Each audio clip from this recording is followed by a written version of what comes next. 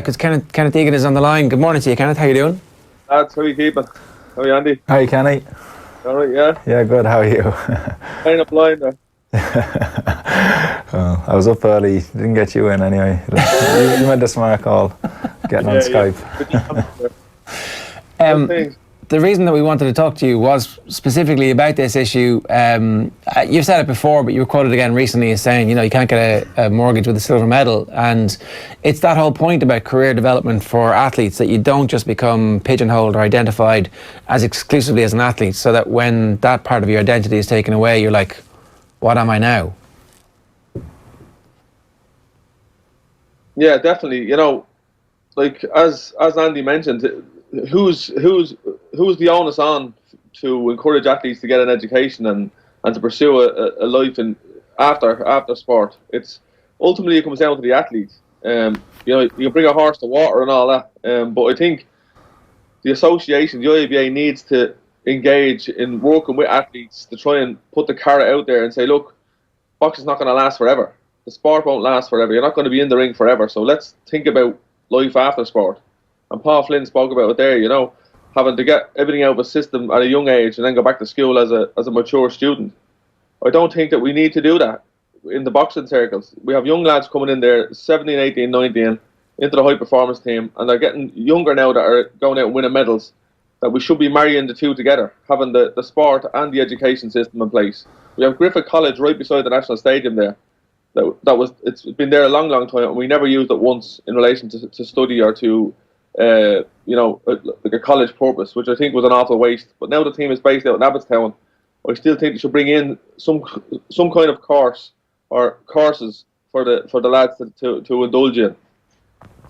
Yeah, part of me thinks that you could just use it as like a thing to entice people to stay with the high performance, because it was noticeable that the Olympic Council of Ireland gave out their bursaries for the Tokyo Olympic Games. There was no boxers. There was 10 athletes were given scholarships. I don't know how much it was, but it was something. It would have been something. And there were no boxers because maybe there's just no boxers ready at the moment who they think are going the right way. And like, a lot of boxers are going to get sucked into the professional ranks, and if you don't make it, well, like you said, if you don't make it, for people like myself and Kenny Egan, we have a profile of some sort. It's easier for us to do something outside of boxing or after boxing, but we're maybe in the 1% or 2% of boxers who want to succeed, and there are so many who fall by the wayside. And boxing generally, boxers, they come from rough backgrounds, or places where the socio-economic is not the best. That's where boxing thrives, in rough, tough areas. Yeah.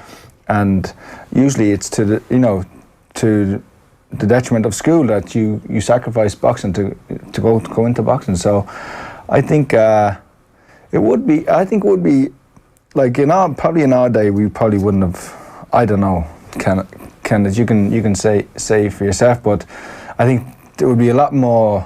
Boxers would be a lot more receptive to it now in this day and age, because they can see that they need to do something after it, and it's not like boxing's not always going to be for everybody in terms of professional or making it to the Olympics, but to walk away with a degree after it would be something for your time and time served. Like, there's so many boxers now who just come to the end of their, like after an Olympics, or come to the end of their careers, and they don't where do they go? What do they do? And who are they? Like, they're boxers. Exactly, yeah. But then they're former boxers. That's who they identify as, and I know a lot of them find it hard. They get used to the attention, they get used to the routine and having a grant or being funded and not paying tax. Then you come out, all of a sudden you got to get a job, you got to pay tax. It's a minefield, and I think some preparation would be ideal, but like kind of said, it has to come from the boxers. The onus is on them. Yeah, part of me feels like, actually, you know what, if we're giving state funding to people and we're putting them on that kind of level of support, then actually the state does have a duty of care to what happens afterwards. We can't just turn the money off and go, right, you did your thing, well done, or whatever, here's your gold watch or your singlet or whatever, congratulations, see you later. Like, do you know what I mean? Yeah, it's not that you don't get no gold watch. But I think there's a number of things, like, when the high performance started in 2003, it was all about getting the boxers in the best possible shape and the best possible frame of mind to win medals and succeed in the international stage. And that's what we achieved.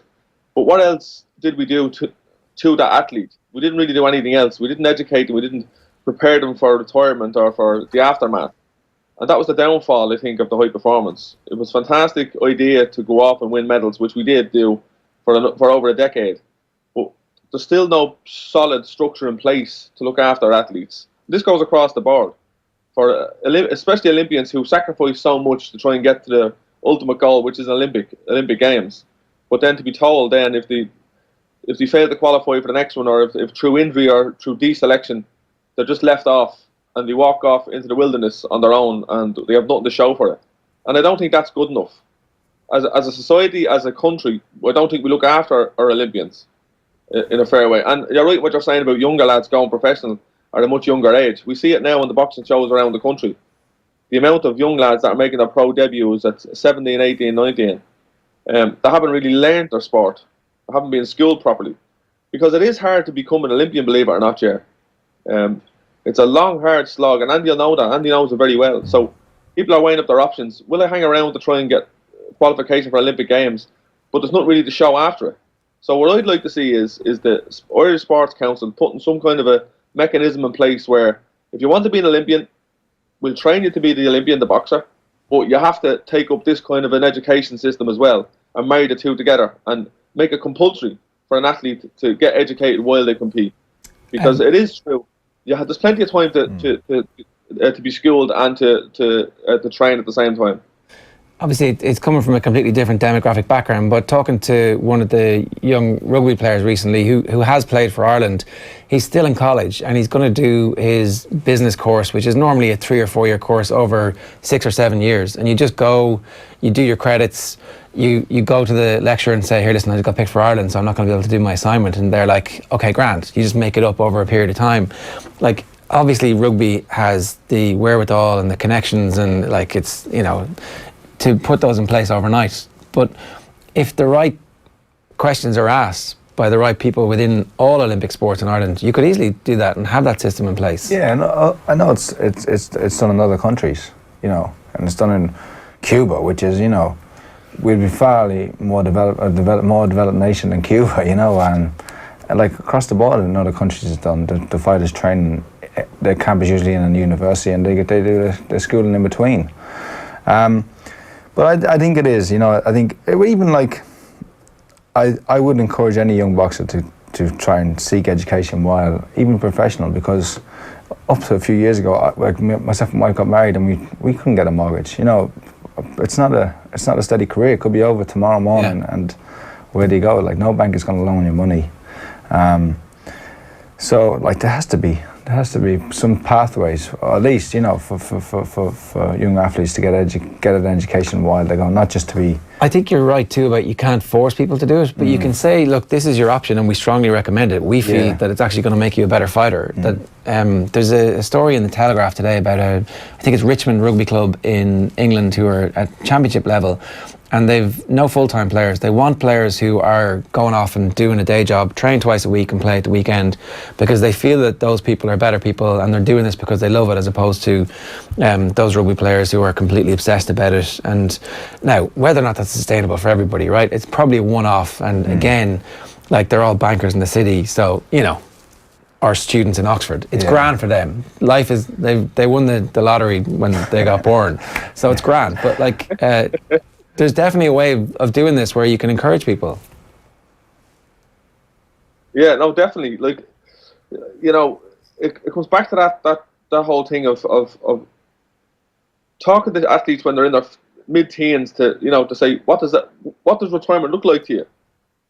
And asking the question back then, you know, because if I had someone come in to me when I was 15 or 16 and said that, well, to me, I would just had me blinkers on and I just wanted to get to an Olympic Games. There was no aftermath, there was no afterthought. And that's a dangerous place to be, because if you put all your eggs in the one basket like I did, and you're right, Andy, you know, you can't walk into a bank with an Olympic medal or any kind of medal and say, look, I need a mortgage. And that's the frightening thing about it. So when you fall off that cliff and that whole, I suppose, loss of identity, you're saying to yourself, what the hell do I do now? Like, and you talk about the Italian boxing team, the Germans, they're all in the police force or in the army. So they're working part-time as policemen, and they go off then and they go to their training camps and their world and European championships. There's always there's always an income coming in, and then there's a job then when they retire. That's like something that could be brought in here for boxers, something like that to help them along their journey. Because, like I said, once you put in your time, your 10 years is up or whatever, and you get the pat on the back, that's just not good enough. I think that whole question of identity is starting to become something that people are talking about a bit more as well. That there's a book out, Paul Burns, who was the Sunday Game editor for 8 years, has done these interviews with a bunch of people who have just retired, and Brawley quoted this in the paper at the weekend, so not particularly original on my part to bring it up, but he did say that Tony McCoy, the jockey, was like, a sportsman is the only career where you die twice. You die when you finish your career, and then obviously you die like normal human beings as well at the end. This is now starting to become part of like, people realise that it's not necessarily a good thing to dedicate your life the entire time to one thing in the pursuit of something, because who the hell are you, and what type of person do you become if that's all you have in your life? Exactly, and like it is, if you're associated with a sport for so long, and all of a sudden it's over, there's a grieving process that has to happen. It's like a death in the family, and like you have to. I suppose you have to separate yourself. And there's no point dabbing with the sport and sitting on the fence saying, will I or won't I, or will I come back, maybe have one more fight, because a lot of boxers do that. You come back and have that one more professional fight, or amateur, seniors, or whatever, and it's dangerous. Okay, I went over to Africa all right and had a bit of a show, but I'm not making any comebacks. I'm done. I'm out 5 years, but it's that initial phase where you say to yourself, am I making the right decision here? And it's even harder then when you have nothing to fall back onto. So I had to go back into college. I got a diploma then. I went on to do a degree. That's hard stuff for someone that has had left school and has no interest in school, to go back into the school setting, in a classroom, and having to write essays and do a thesis. Frightening stuff where this could be done while you're competing. So I could have made the smooth transition out of the sport. And that's what I'm saying all the time, is to try and make that transition a bit more easier for athletes. You were laughing at that. Oh yeah, just for the fat will I or won't I? Yeah, hanging around at the end of your career, but we'll see. Go on. No, like to me, like I don't want to say, I won't just say this because you're on the line, Ken, but like why isn't Ken our national coach, our national number 2 coach? Like, why isn't he even for the years of service he put into the IABA and high performance? No Olympic silver medal, arguably, like, to me, won the final for the Chinese boxer in China in Beijing, was never going to get the result. To me, he should be gold medalist, and he should be our number 2 coach. He knows as much as anybody in the country about boxing. He's been there and done that. He's been to the highest heights in boxing, and personally in his life he's had some ups and downs, and he's come out and he's got a degree in counselling. So I don't see anybody else better qualified to be the number 2 coach. But like if they haven't got the foresight to employ Kenneth as a coach, I can get him ready to be to replace Zaw in how many years until Zaw wants to do it. I don't know what hope have we got in educating young boxers? You know what I mean? Yeah. You can't even have that kind of foresight. I don't know. Sure. I retired in 2012 after I was beaten by Joe Ward for the 3rd time, and I come into the national stadium, into the gym, and I was speaking to Billy Walsh and Zor at the time. I said, look, I'm wrapping up now, I'm done now. What's the story on getting a bit of a coaching job here? He says, no problem, we'll look into it. And they were still waiting on someone from the office to give them the all clear. So a week in came, another week passed. I said, look, I can't hang around here. And I left. I walked away from the boxing because I felt I was used a bit, I put in so many years and there was nothing to fall back on. So I walked away from boxing. And I went back in, as I mentioned there, I went back into the college setting, which was hard for the next 4 years. I got a degree over. But I would always love to go back into coaching. And Andy Lee is right. Why don't the association and the high performance employ their past boxers, people that have learned through the system, have learned from Zor, have learned exactly how the structure works, and put that back into the system instead of bringing in these people that have, not that they have no experience, but they don't know the experience of the high performance setup. We lost Billy, we lost Eddie Bulger. They're 2 good coaches. Zor is on his way out, as in his coaching career is coming to an end after Tokyo, I'd say. So who's going to replace all these lads? But there's no one in place to to actually grab hold of that high performance. And the likes of myself, Andy Lee, Darren O'Neill, Eric Donovan, people that have come through the system would be ideal for that setting, but they just don't think the same way as we do, unfortunately. And are you a good technical coach? I mean, pardon my ignorance, and I presume that you've picked up loads, but Eric made the point a little bit earlier on in our video that some people get coached by really good coaches and that's just an experience they have, and then some people get coached by really good coaches and they're sponges and they soak everything up. Do you want to be that type of person who is the sponge soaking stuff up and passing on that information? I think from my time in the high performance right through, I was one of the longest serving boxers in the high performance under Zor.